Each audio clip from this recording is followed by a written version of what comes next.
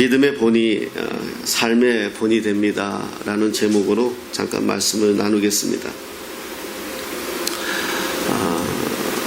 어제 저녁에 TV에서 보는데 한 문장이 사람 마음에 와닿았습니다. 나무가 있는데 잎사귀가 많으면 시원하죠. 사람들에게 시원함을 주고. 그런데 그 잎사귀가 겨울이 되면 눈에 맞아 제일 먼저 나뭇잎이 떨어진다고 합니다. 그 말이 결국 그런 말일 것 같아요. 우리에게 지금 유익한 것이 언젠가 우리들에게 불편함을 줄 때가 있다는 거죠. 오늘 우리에게 힘듦이 있다면 내일은 또 우리에게 즐거움이 있을 수 있다. 이런 말을 하는 것 같았습니다. 어려운 시기입니다. 지혜롭게 잘 지나가시고 또 순전한 마음으로 마음에 여러 가지 주는 혼돈한 마음이나 불편한 마음보다 주님 안에서 기쁜 마음이 더 많이 생겨서 잘 이겨나가는 그런 시대가 되기를 예수님의 이름으로 먼저 축복합니다. 나무의 살아온 나이를 보면 나이테를 보면 압니다. 사람도 살아온 날들을 보면 그 사람의 발자국을 보면 알 수가 있어요. 사람은 내 주위, 내 상황, 환경이 결국 접니다. 아무리 내가 잘난 척을 해도 누군가가 인정해 주지 않으면 그것은 아무것도 아니고요. 내가 아무리 연약한 부족한 사람인 것 같아도 주변에서 그 사람을 어떻게 평가하는지는 우리가 알 수가 있습니다. 우리가 제가 늘 우스갯소리로 합니다. 원판 불변의 법칙이라는 게 있다. 부모가 신앙이 좋으면 자식도 신앙이 좋을 수밖에 없고요. 부모가 근면한 사람이면 자식도 근면합니다. 부모가 어떻게 살았는지에 따라 그 자식도 다를 수가 없어요. 그것은 이치더라고요. 사람이 아무리 겉모습을 뜯어 고치고 난리를 쳐도 그 사람의 원판, 본판 이건 변하지 않아요. 품성은 변하지 않아요. 제가 목회생활 거의 30년 하면서 많은 사람들을 상대하면서 한 가지 알았던 것은 이 사람이 지금 나쁜 게 아닙니다. 원래 나빴어요. 그러나 늘 이야기하지만 지금 내가 그런 행동을 할 수 있는 위치가 돼버린 거죠. 그래서 하나님이 주신 기회가 있어요. 시간이 있고요. 그럼 변화가 돼야 되는데 변화되지 않았다는 거죠. 품성이 변화되지 않았다는 거죠. 그러니까 성령 충만하여 인격적으로 하나님을 만나지 못하니까 예수님의 인격이 우리에게서 나오지 않는다는 거죠.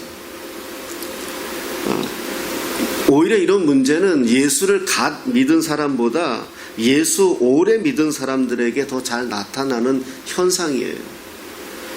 바라봄의 법칙이라는 말이 있습니다. 좋은 모델을 보면, 좋은 지도자를 보면, 좋은 부모를 보면, 좋은 교사를 보면 그 사람들도 따라갑니다.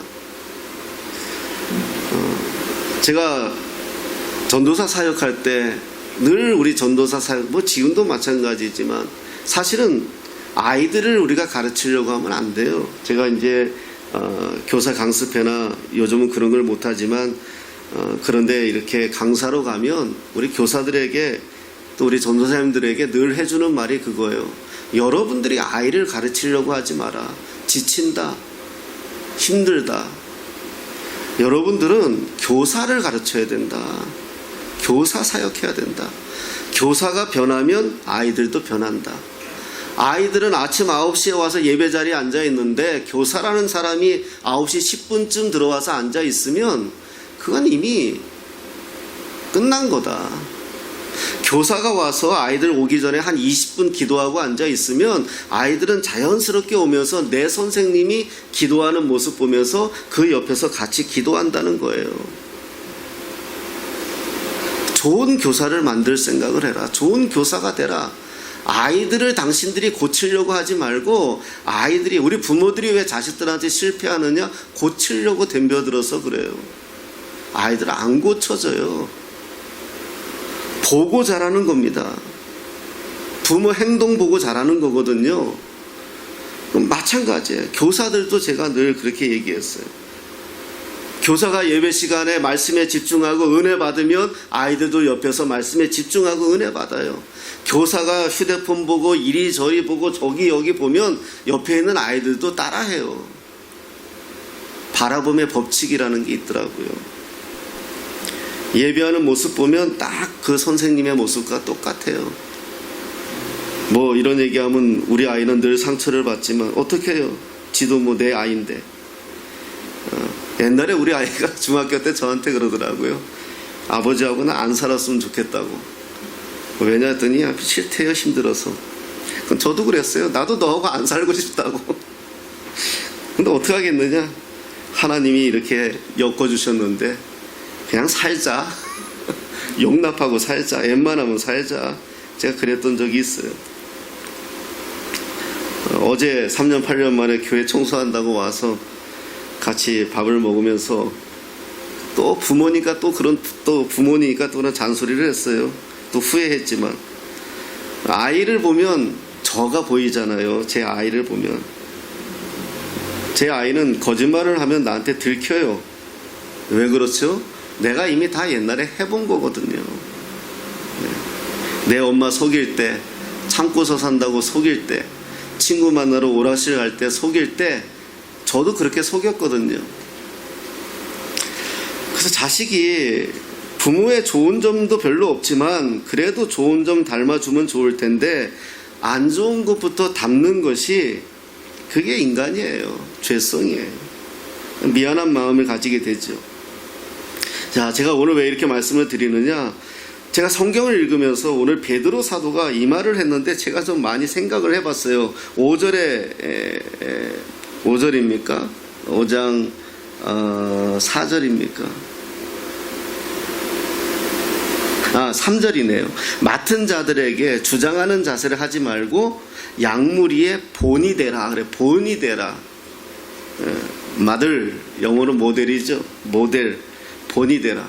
근데 우리 알잖아요. 성경을 아는 사람들은 베드로가 남한테 본이 되라고 말할 존재가 못 돼요. 뭘 본이 돼요? 예수님 팔아먹은 사람인데, 예수님 부인한 사람인데. 제가 좀 신경이 쓰인 거예요. 보게 된 거예요.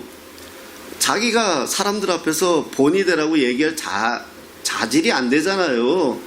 예수님 속이고 거짓말하고 예수님을 사지에 몰아놓고 자기 살겠다고 도망간 사람이 베드로예요. 근데 뭘 본이 되라 그래요?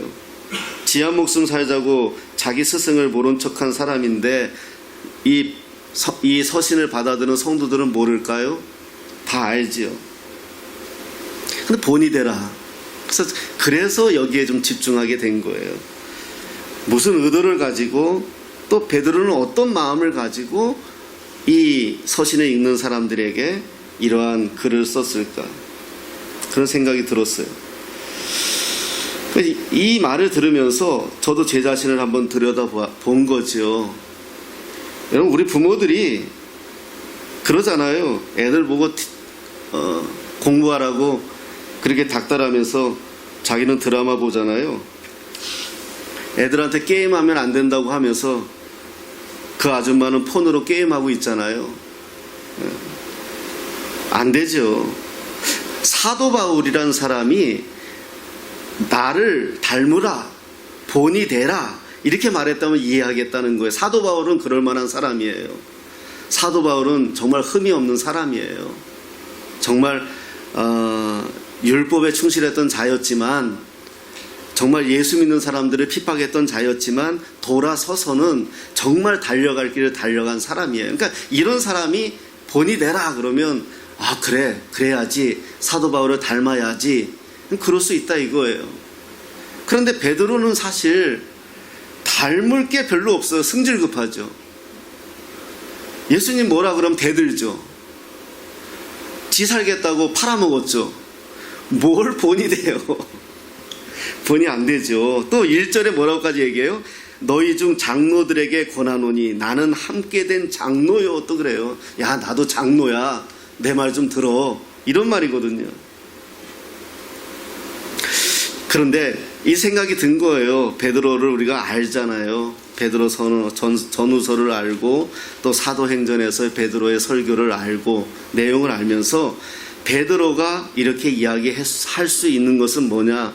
지금 베드로 서신을 받아드는 사람들이 베드로의 서신을 읽으면서 베드로의 과거는 기억하지 않을 거라는 거예요. 왜? 그만큼 성화되었다는 거예요. 예수님이 십자가에서 죽으시고 팔아먹고 죽으시고 자기는 먹고 살겠다고 다시 고기 잡으러 갔을 때 찾아오신 예수님, 부활하셔서 찾아오신 예수님을 만났을 때 그 이후로 베드로는 철저히 과거와 지금이 내가 다르다는 거죠. 우리가 그 얘기 하잖아요. BC와 AD를 얘기해요. 우리 달력을 보면 2021년 전에는 뭐죠? BC잖아요. Before Christ, 예수님 오시기 전. AD는 아도 도미네 그래가지고 예수님 오신 후. 이 세상의 달력은 예수님 오시기 전과 예수님 오신 후예요. 이 세상이 2021년만 있었던 게 아니라 그 전도 있었어요. 우리가 예수를 만나기 전과 예수를 만난 후가 있다는 거예요. 그런데 우리의 삶이 예수 만나기 전과 예수 만난 후가 달라야 되는데 아직까지 예수 만난 전과 후가 없다면, 변함이 없다면, 그러면 아직 우리는 예수님을 못 만난 거죠. 경험하지 못한 것이죠. 그분을 만나서 그분을 통하여 철저하게 십자가에서 나의 죄를 못 박아보질 않은 거예요. 내가 이걸 죄라는 걸 모르는 거예요. 내가 이런 마음이 죄라는 걸 모르는 거예요. 내가 누군가를 아프게 하고 힘들게 하고 내 삶 속에서 내 죄를 모르는 거예요. 그러니까 변함이 안 되는 거예요. 변화가 안 되는 거예요. 베드로는 철저하게, 그래서 제가 얘기하잖아요. 토트넘이라는 축구팀을 좋아한다고. 손흥민만 거기 있어서 좋아하는 거 아니고 그 전부터 좋아했어요. 왜? 거기가 문장이 닭이에요. 닭. 토트넘이라는 축구팀의 문장이. 그게 뭐냐면 유럽은 이 교회당 이외에 닭이 많이 걸려 있어요. 닭이. 우리나라에서 아마 그러면 좀 이단 취급받을 거예요. 아마. 닭이 걸려있어요. 왜냐하면 닭 3번 울 때에 베드로가 회개했거든요. 그러니까 교회를 오면서 닭을 보면서 회개하는 거예요. 내가 그래요. 제가 주님 팔아먹은 사람이에요. 베드로만 팔아먹은 게 아니라 제가 먹고 살기 위해서 내가 그리스도인이지만 내가 세상과 타협하고 제가 그렇게 살았어요. 회개하고 오는 거예요. 그게 닭이. 그리고 토트넘이란 이 축구팀이 원래 교회 팀이었어요. 교회. 그러면서 이게 리그가 발전되고 프로가 되면서 이제 프리미어 팀이 된 거죠. 그런 유래가 있더라고요. 보니까. 그래서 좋았어요. 뭐 가재는 개편이라고요. 손은 안으로 굽는다고. 교회에서 출발했다니까 좋더라고요. 닭 3번 울 때에 베드로는 머리를 이기며 가슴을 치며 자기가 기억을 했거든요. 예수님이 그랬거든요. 네가 닭이 3번 울 때 나를 팔을 거라고. 그 이후로 베드로는 변한 거죠. 바뀌어진 거죠. 제가 늘 이야기하잖아요. 어린아이가 몸만 크고 생각이 커지지 않으면 부모들은 마음이 아파요. 우리 예수님도 그럴 것 같아요. 우리가 신앙생활하면서 자라야죠. 바울은 뭐라 그랬어요? 잘하자 우리 좀 잘하자. 함께 잘하자. 어디까지? 예수까지 잘하자. 그래서 예수 그리스도화. 바울이 이런 말을 좋아해요. 그리스도화. 우리가 그리스도화 되자. 거기까지 잘하자. 우리 좀 예수님만큼 잘하자. 이런 말을 하는 거예요.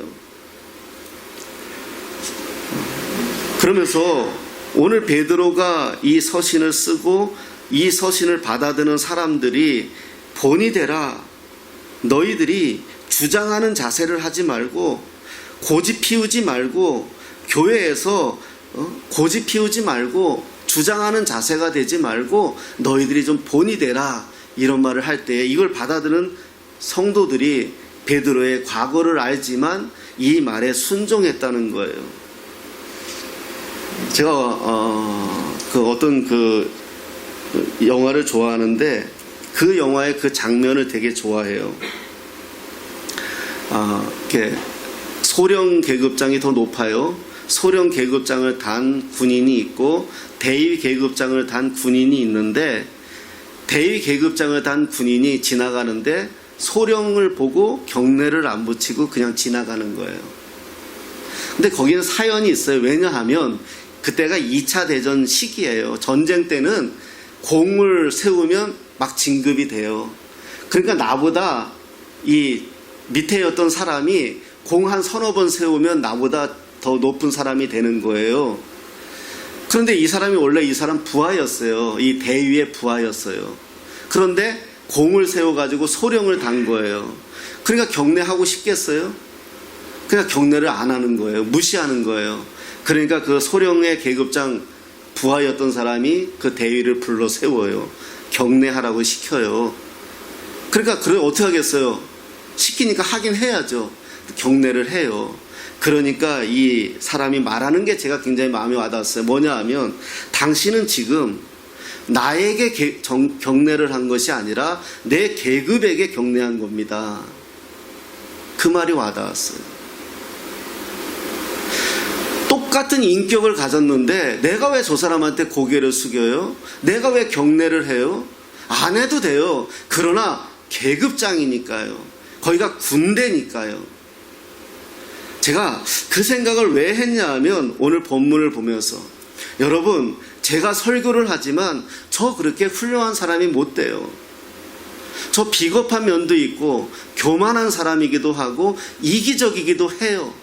그러나 제가 하는 저의 성품 때문에, 저의 인품 때문에 제가 하는 설교까지 무시하면 안 돼요.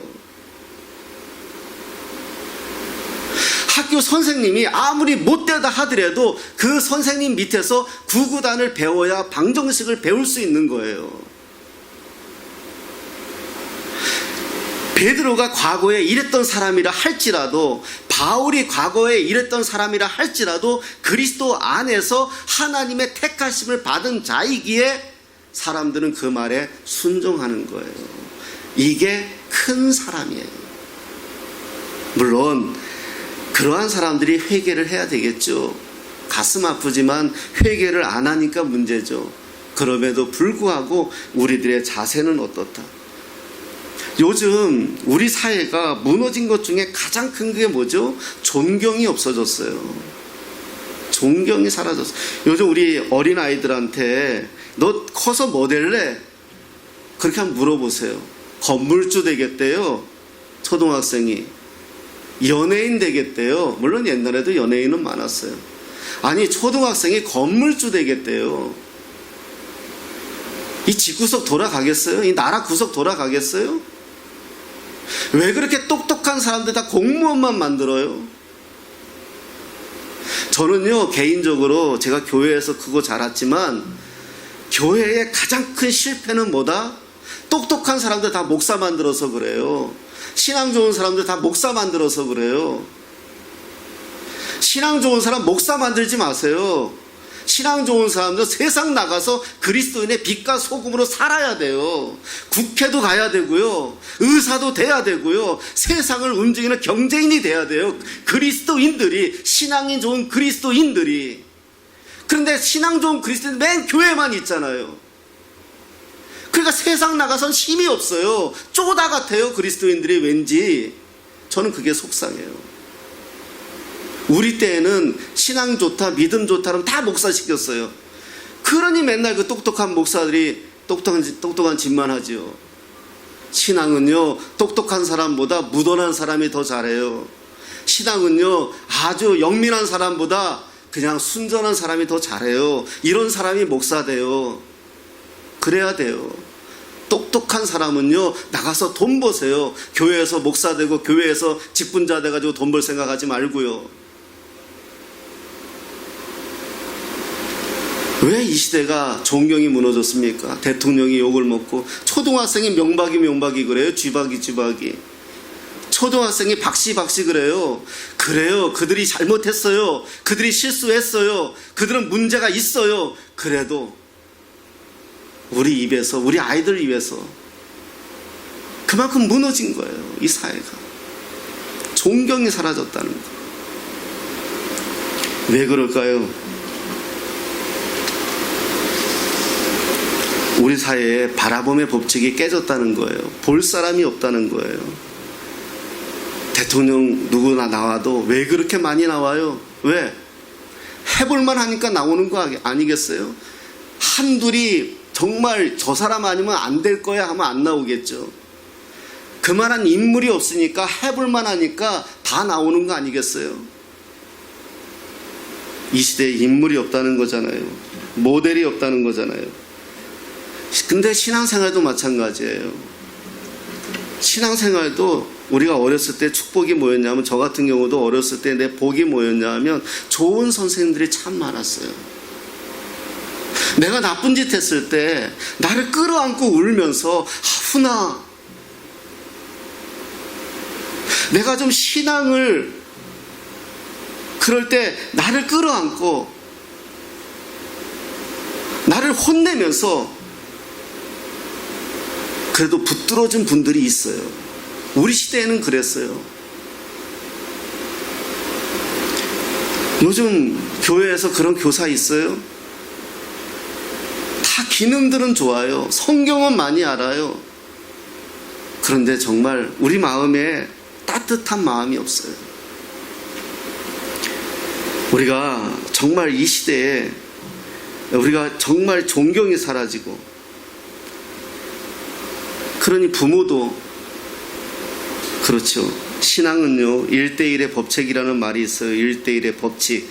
부모가 시린 과일을 먹는다고 자식까지 이가 시린 법이 없다. 이게 에스겔 선지자가 한 말이에요. 우리는 뭐가 안 되면 다 남의 탓이죠. 조상 탓이고, 잘 되면 다 내 탓이고요. 잘못되면 다 마귀 탓이고요. 그런데 그렇지 않아요. 다 결국은 내 탓이거든요. 신앙도 그래요. 제가 우리 아이들 가르치면서 다 어머니 신앙이에요. 엄마가 이렇게 하라 그랬어요. 근데 이게 있잖아요. 어른 되면서도 다 이제는 아내 신앙이에요. 남편들이 다 뭐 아내가 알아서 하겠죠. 아내가 열심히 기도하는데요. 뭐 아내가 다 잘해요. 아이고 목사님, 아내가 이만큼 해서 우리 집이 그래도 이렇게 잘 되는 거예요. 그렇게 해요. 우리가 제가 이 시편, 오늘도 아까 우리 어른하고 그런 얘기 나눴지만, 시편을 읽으면서 저는 다른 거에 감동 안 받아요. 좀 특별한가 봐요. 다른 거에 감동 안 받고 어디에 감동받느냐 하면 나의란 단어에 감동을 제가 많이 받아요. 나의 하나님, 나의 하나님.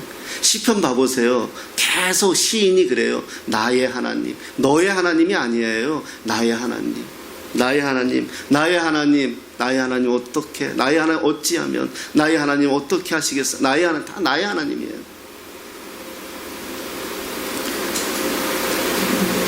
오늘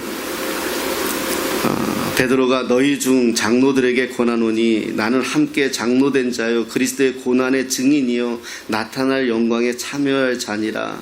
이 말에 참 은혜가 되죠. 그러면서 너희 중에 있는 하나님의 양무리를 치되, 그래요. 양무리를 치되.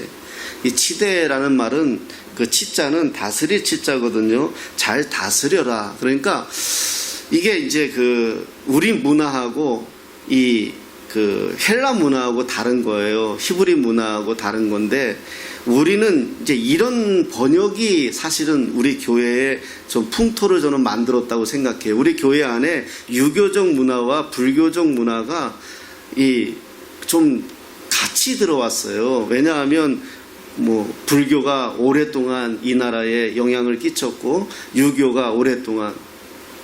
그러다 보니까 그래요. 목사도 사실은 성경에 목사라는 말이 없어요.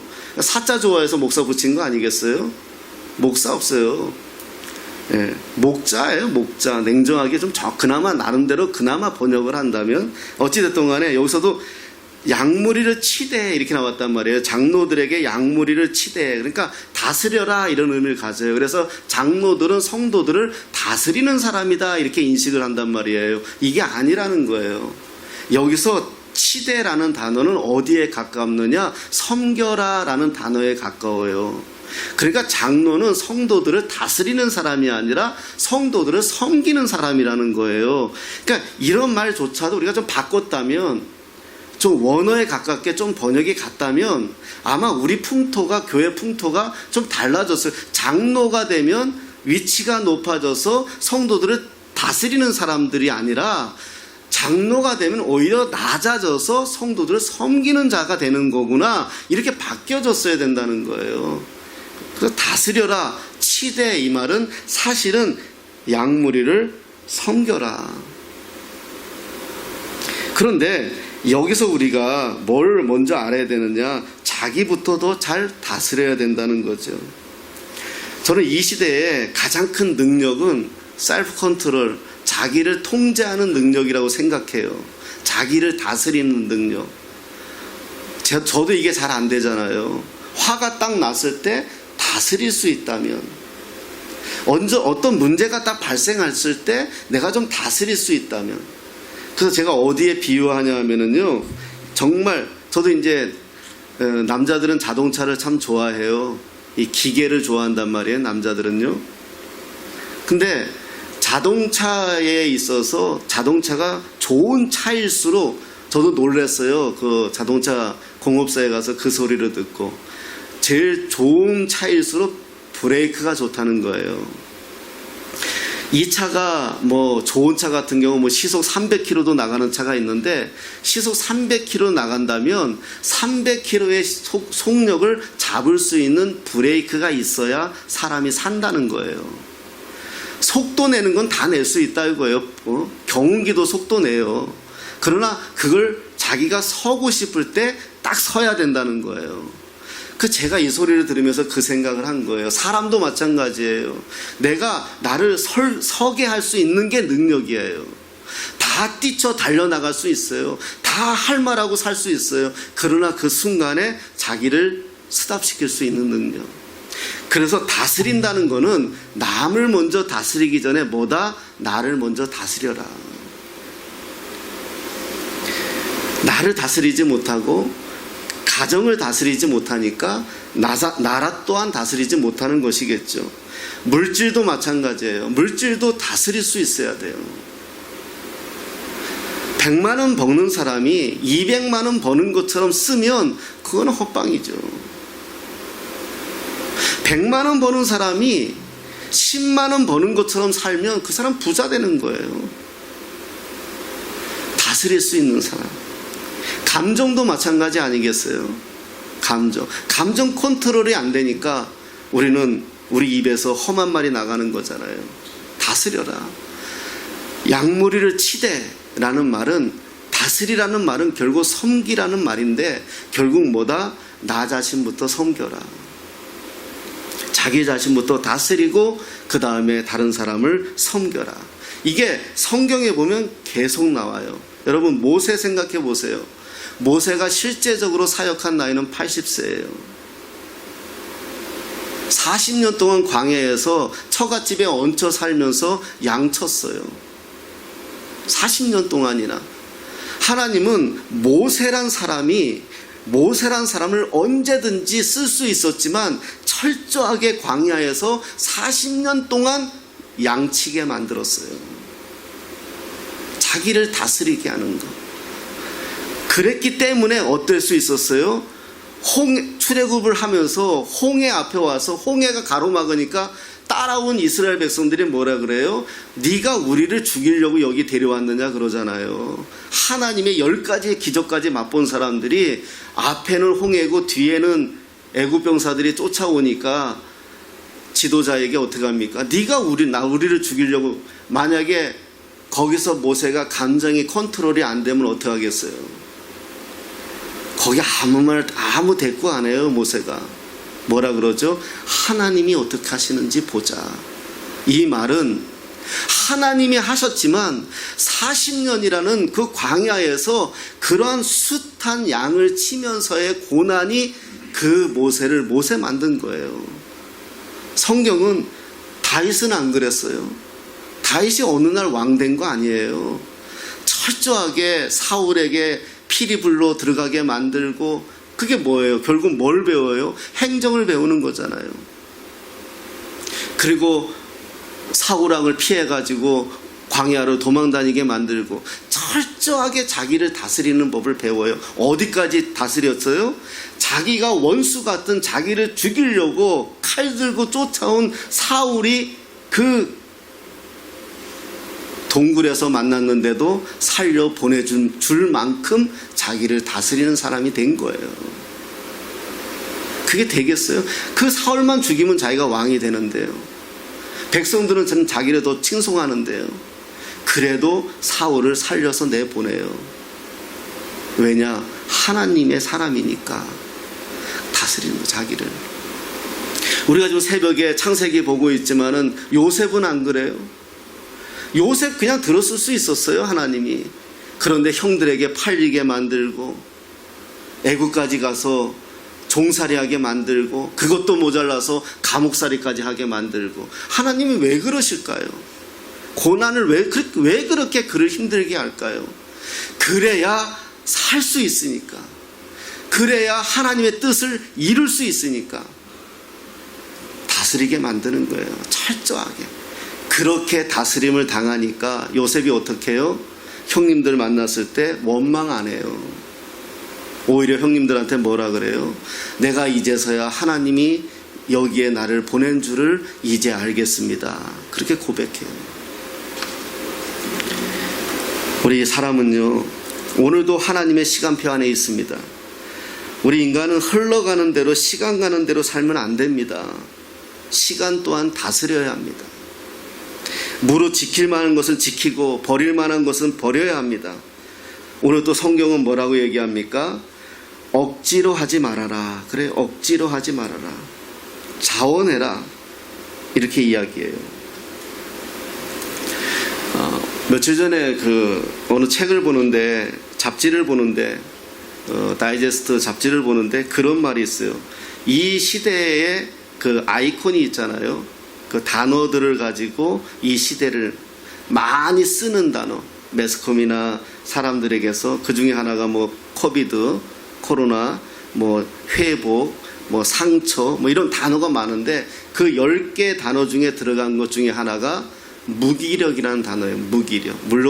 무려 3위더라고요. 3위. 이거는 우리나라뿐만이 아니라 전 세계 사람들이 지금 많이 쓰는 말이 무기력이라는 거예요. 무기력. 근데 무기력은 정말 두려운 거예요.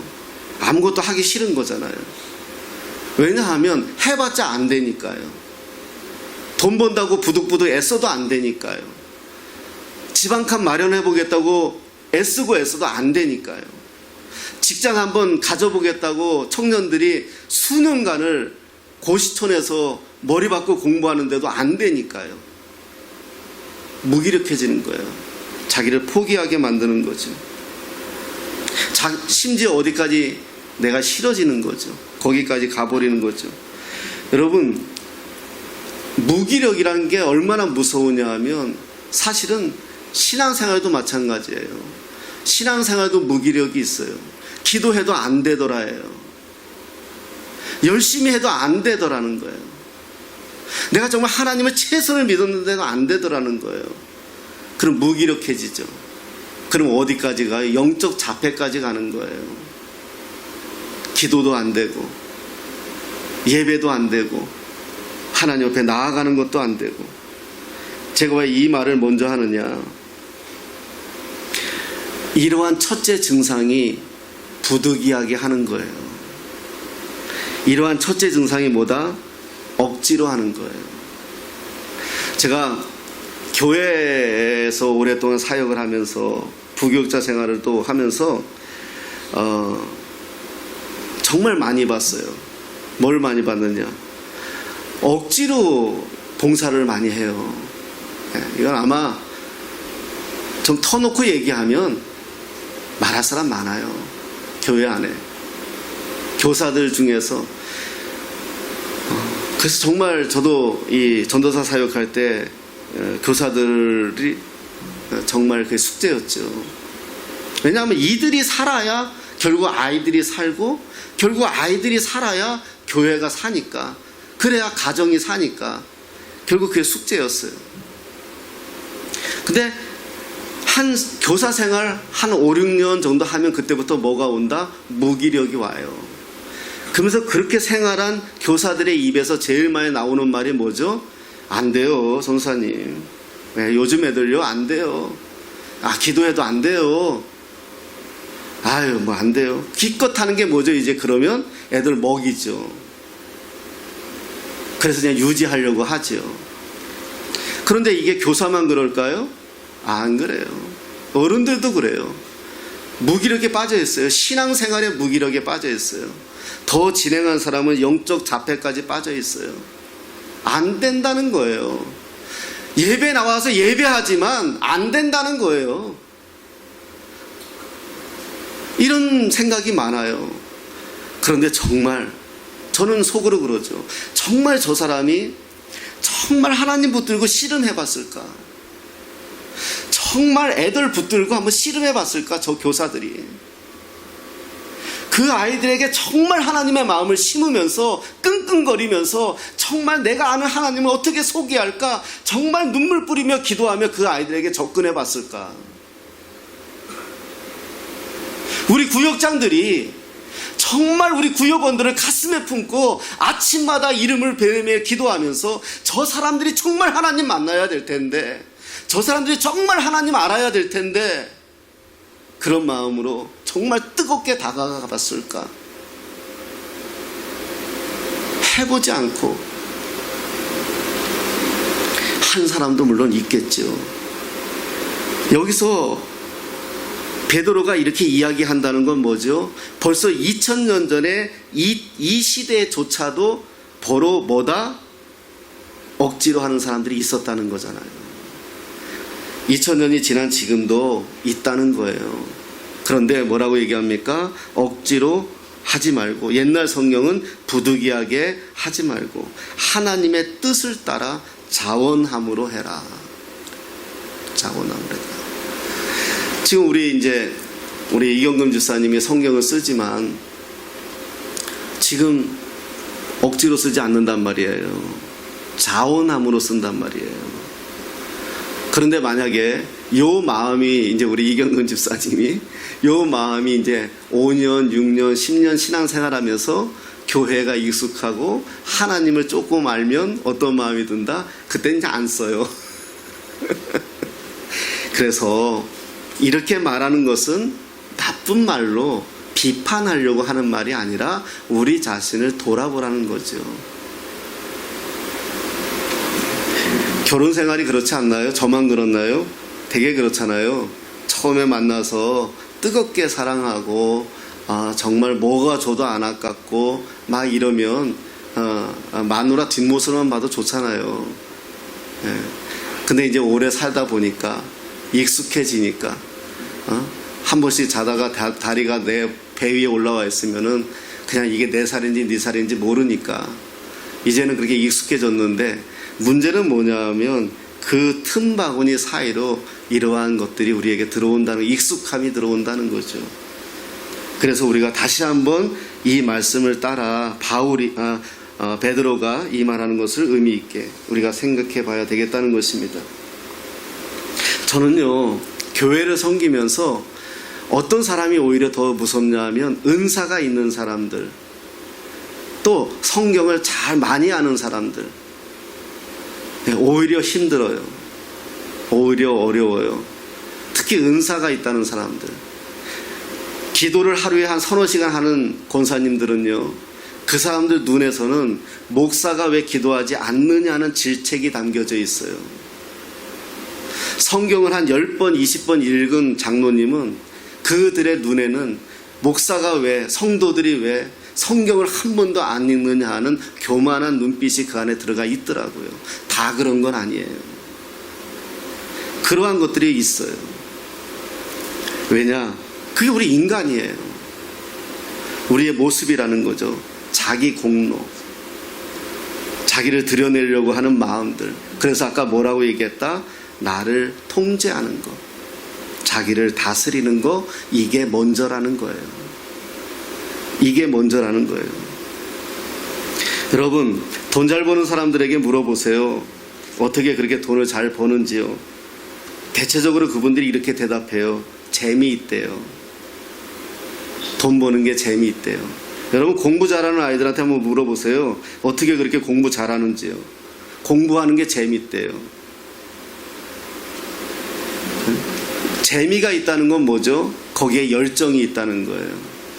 오늘 여러분을 예배하러 왔습니다. 예배하러 올 때 예배가 재밌으면, 예배가 열정이 있고 예배가 즐거우면 신앙생활을 잘하는 거예요. 그러면 다 잘하게 돼 있어요. 그러니까 쉽더라고요. 공부 잘하는 애들은 공부가 재밌는 거예요. 재미가 없으니까 안 하는 거예요. 그 아이들한테는 재미를 붙여줘야 되는데 우리는 성적을 높이려고 하지요. 그러니 아이들하고 언밸런스인 거죠.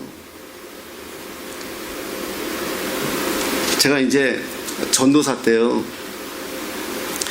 제가 욕심이 참 많았어요. 그 부서도 부흥시키는 거에 욕심도 많았고요. 그랬었는데 정말 부흥도 그래서 많이 시켰어요. 뭐 교사 강습회 전도사 데려다가 교사들 강습시키고 했으니까요. 총회에서. 근데 제가 열심으로 하면서 아이들하고 좀 어느 정도로 열심히 했냐면, 강남에서 제일 잘 나간다는 그 강사들 제가 데려다가 교회에서 강의시켰어요. 네. 모아놓고 예배 시간 말고요. 그러니까 엄마들이 얼마나 좋아해요. 애들도 뭐 좋아하잖아요. 막 그렇게 제가 막 열심을 냈어요. 그리고 고3 때 애들도 데리고 막 고대 데리고 가고 연대 데리고 가고 서울대 데리고 가고 거기서 입구에서 애들 막 통성기도 시키고 또라이끼 충만했어요. 그게 열심히 많았어요, 제가. 전 물론 지금 그게 옳다 그러다 뭐 이거는 제가 얘기하고 하는 거 아니에요. 그런 열심이 저한테 있었어요. 근데 그때 됐어요. 그때 부흥하더라고요. 그때 아이들 마음이 제가 그래가지고요, 밤에 교사들 불러내가지고요, 밤 10시 11시에 요즘도 그러나요? 요즘 뭐 코로나 때문에 못하겠죠. 학원에 찾아다녔어요, 아이들. 그래가지고 끝나는 시간에 잠깐 타임에 햄버거 사갖고 기다리다가 끝났다 그러면 나오라 그래가지고 거기서 햄버거 먹이고 교사하고 햄버거 먹이고 거기서 기도해주고, 그럼 아이들이 기도 받다가 막 울어요. 감사와 또 그리고 자기가 힘든 게 뭔가 이렇게 울컥한 거죠. 그렇게 했어요. 무기력하면 안 됩니다. 열심히 있어야 돼요. 신앙생활도 열심히 있어야 돼요. 주님을 뜨겁게 사랑해야 돼요. 지난주에 말씀드렸죠. 차든지 뜨겁든지 뜨겁게 사랑해야 돼요. 우리는 그렇게 안 하면서 왜 안 되냐고 말해요. 하나님 앞에 그런 뜨거움이 있어야 돼요. 그런 열정이 있어야 돼요. 부득이하게 하지면 안 돼요. 억지로 하지 말라는 거예요. 하나님의 뜻에 따라 최선을 다하라는 거예요. 그게 즐거움이 될 때 세상을 바꿔지는 거고, 내 상황이 바꿔지는 거고, 우리 집구석이 바꿔지는 거예요. 그게 오늘 베드로가 이야기하는 거예요. 우리 3절에 우리 이런 말씀합니다. 우리 마지막으로 3절 한번 같이 한번 읽어보겠습니다. 시작. 맡은 자들에게 주장하는 자세를 하지 말고 양무리의 본이 되라. 에베소서에 보면은요, 성령 충만에 대해서 이야기를 해요. 그 성령 충만에 대해서 이야기를 하면 뭔가 신비한 걸 이야기해야 되겠죠. 뭔가 능력, 은사를 이야기해야 되는데, 나중에 한번 보세요. 에베소서에서 성령 충만해야 된다 이렇게 가르쳐 놓고 바울이 무슨 이야기를 하냐면, 바로 이어지는 게 부모에게, 부부가 서로 자녀에게 어떻게 대하라 이렇게 나와요. 그 말은 뭐냐 하면 우리는 성령 충만하면 뭔가 막 그냥 방언을 하고 은사를 하고 병든 자를 고치고 막 죽은 자를 살리고 그래요, 물론. 그런데 바울이 에베소서에서 가르치는 내용은 조금 다르더라는 거예요. 뭐냐 하면 성령 충만하니까 부모도 섬길 수 있고, 성령 충만하니까 부부도 관계가 되고, 성령 충만하니까 자녀들도 섬기더라는 거예요. 그런데 거기서 제가 눈에 뜨는 단어는 뭐냐 하면 부모에게 부탁을 해요. 바울이 에베소서에서 뭐라고 부탁하냐 하면 자녀들을 노엽게 하지 말아라 그래요. 자녀들을 노엽게 하지 말아라. 그 말은 뭘까요? 내 뜻대로 자녀를 관철시키지 말라는 거거든요. 교회 안에서도 마찬가지예요. 우리가 자기 뜻대로 관철시키고 싶어 해요. 서로가 그래요. 목사도 성도들에게 자기 뜻대로 관철시키려고 하는 순간 사단이 틈타는 거고요.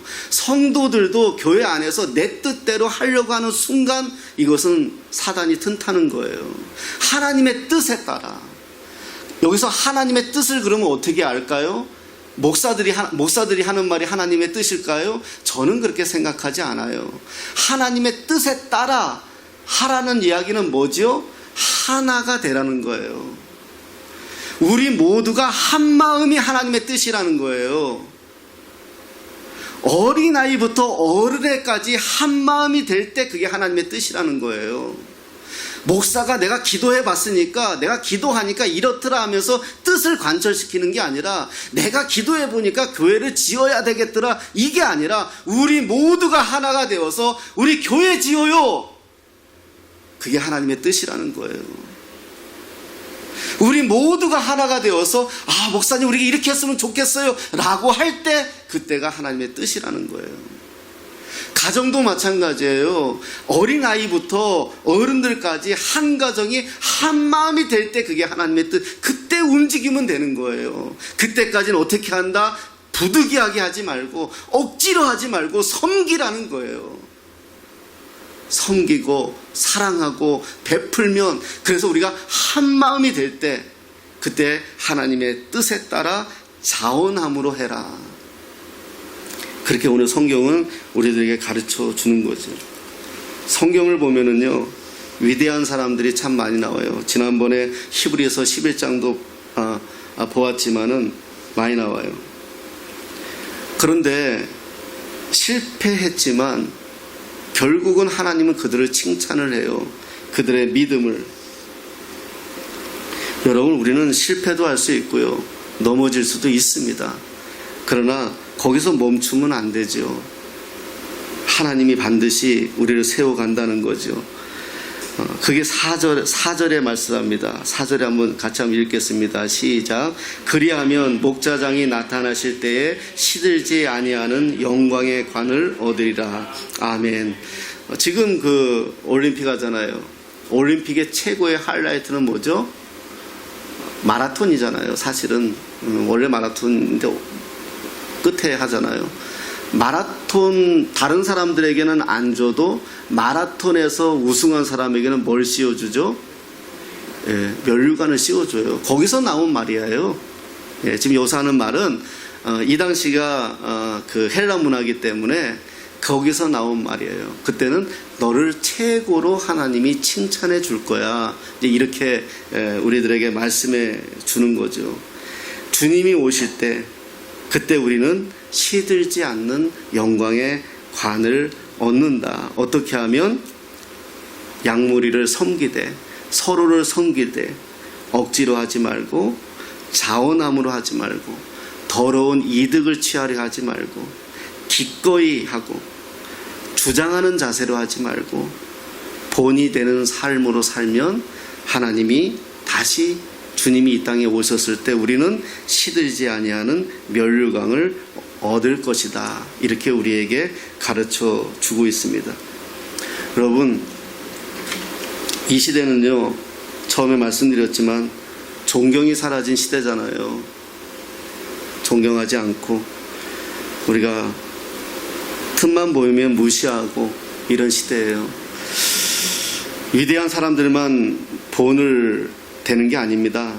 능력 있는 사람들만 모델이 되는 게 아니에요. 대통령만 위대한 사람만이 아니고요. 저와 여러분들이 서 있는 자리에서, 섬기는 자리에서 모델이 되어 주십시오. 본이 되십시오. 아, 우리 저 집사님처럼 내가 신앙생활하면 좋겠다. 우리 저 권사님처럼 신앙생활하면 참 좋겠다. 아, 내가 저 목사처럼 신앙생활하면 참 좋겠다. 이런 말을 듣는 게 우리의 최고의 칭찬이고 최고의 자랑이 되지 않겠습니까?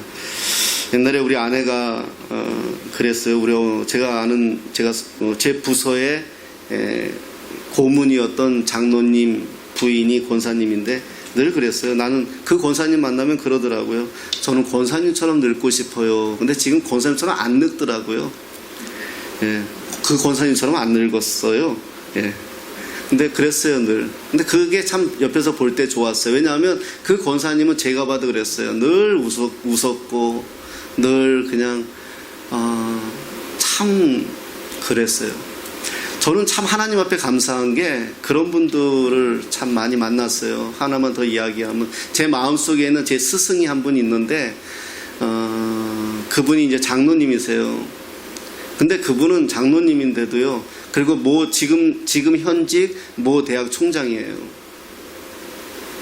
그분이 저한테 하고 늘 교제하고 그분이 그런 말을 저한테 옛날에 제가 전도사 때 만났던 분이거든요. 만난 분인데 전도사인 저한테도요. 당회에서나 또 학교에서나 어디 모임에서나 그때는 학교에서 기획실장이가 뭐 하셨었죠. 그때 전화가 와요.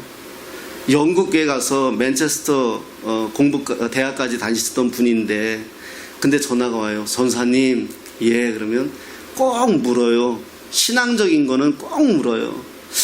제가 이런 일이 있는데 전사님 제가 이거 어떻게 하면 좋을까요? 그래요. 저는 그때 30대였어요. 그분은 지금 장로님이고요. 50대란 말이에요. 그런데 그러시는 거예요.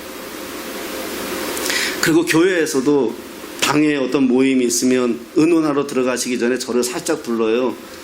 그래서 전사님, 당회에서 오늘 이런 걸 논의할 것 같은데 제가 성경을 잘 몰라서 그러는데 어떻게 하면 좋겠어요? 그 어떤 일인데요? 아, 교회 안에서 돈 빌려주고 돈 받는 문제 때문에 사람을 좀 한번 치리를 해야 된다고 하는데 제가 저한테 물어보면 제가 어떻게 대답해 주는 게 좋을까요? 그래서 제가 그러죠. 장로님, 신명기에 보면 형제 간에는 이자를 받고 돈 빌려주는 거 없다고 합니다. 그러니까 그냥 주었으면 몰라도 이자 받고 한 것은 잘못한 것이니까 거기에 대해서는 잘못이라고 얘기하세요. 그러면 그렇게 얘기하시고 그랬어요. 근데 그분이 저는 항상 저보다 엄청 연배도 높고 공부도 많이 하시고 세상적으로도 능력 있는 분인데 정말 겸손했어요. 꼭 행정실에 들어올 때도 노크하고 조심스럽게 전사님 하고 들어오고 제가 그게 기억이 나요. 제가 30대였는데 그분한테 제가 자존감을 엄청 배웠어요. 아, 나는 참 제가 자존감이 없었던 사람이거든요. 예. 누군가에게 인정받을 때 자존감이 높아지잖아요. 그랬어요. 여러분, 우리 모두가 그런 사람들이 돼야 됩니다. 우리 모두가 누군가를 섬기고 우리가 누군가 이득 보기 위해서 섬기는 것이 아니라 사랑으로 섬기고 최선을 다하고 우리 꿈꾸는 교회에 있는 우리 성도들이 여러분들 맡은 자리에서 본이 될 때 우리 어머니가 우리 형이 우리 누나가 이렇구나 이런 모습으로 보여지면 코로나라고 교회 가지 말라는 소리 안 나온다는 겁니다. 한국 교회가 잘못했기 때문에 그동안 좋은 모습 보여지지 않았기 때문에 정말 이 시대가 속상한 게 뭐냐, 과거에는 그래도요 나라에 이런 큰 일이 벌어지고 어려운 일이 벌어지면 청와대로 우리 목사님들을 초청해가지고 대통령이 목사들에게 나라를 위하여 기도해달라 그러고요, 여러분들이 합심이 되어서 도와달라 그러고요. 그래도 이런 소리 들었어요. 왜냐하면 그때만 해도 교회가 사람들에게 인정받았다는 거예요. 근데 지금은 오히려 어떤 모습입니까? 오늘 말씀의 제목이 본이 되자입니다. 우리는 그만큼은 할 수 없지만 주어진 자리에서 저와 여러분들이 그리스도의 모습으로 본이 될 때 자식들에게, 형제들에게 주어진 자리에서 그리스도인으로 살아가면 그러면 하나님의 영광이 되고 결국은 주님이 다시 오실 때 우리는 면류관을 받는다는 것이 오늘의 약속입니다. 이 약속 붙들고 끝까지 승리하시는 저와 여러분 되시기를 예수님의 이름으로 축복합니다.